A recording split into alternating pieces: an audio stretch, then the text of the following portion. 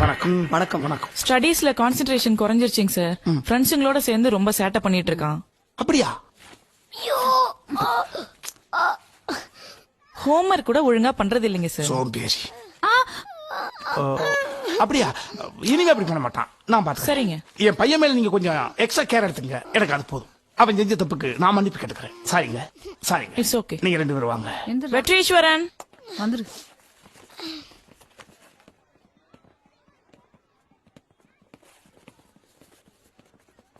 Good morning மா. Morning. Morning. Morning.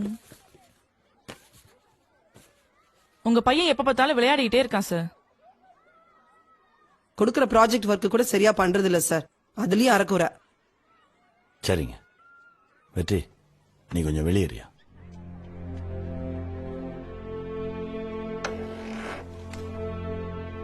நீங்க கொடுத்த ப்ராஜெக்ட் ஒர்க்கை சரியா செஞ்சுட்டு வந்தது அவன் மட்டும்தான் நான் நினைக்கிறேன்.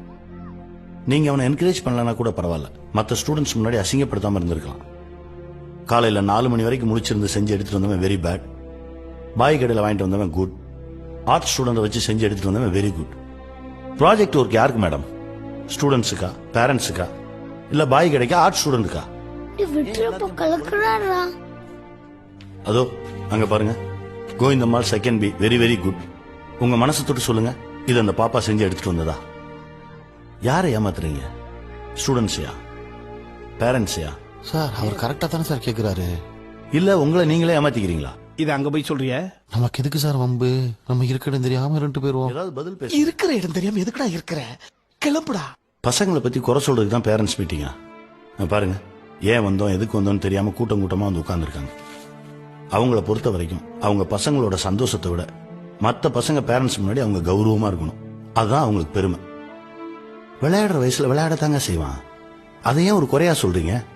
இந்தா அவர்கிட்ட அவ்வளவு கம்ப்ளைண்ட் பண்ணீங்க, அவர் வீட்டுல போய் என்ன பண்ணுவாரு தெரியுமா?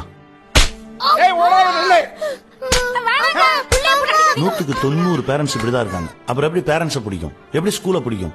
அவன் ஸ்கூலுக்கு வரணும், டீச்சர்ஸை பார்க்கணும் ஆசைப்பட வேணாமா? பயமுறுத்துறீங்களே. அவனை எப்பதாங்க சுதந்திரமா இருக்க விடுவீங்க? அவன் எப்பதான் சந்தோஷமா இருப்பான்? அதெல்லாம் நீங்க பேசக்கூடாது சார். நான் தான் மேடம் பேசுவேன், வேற யார் பேசுவா?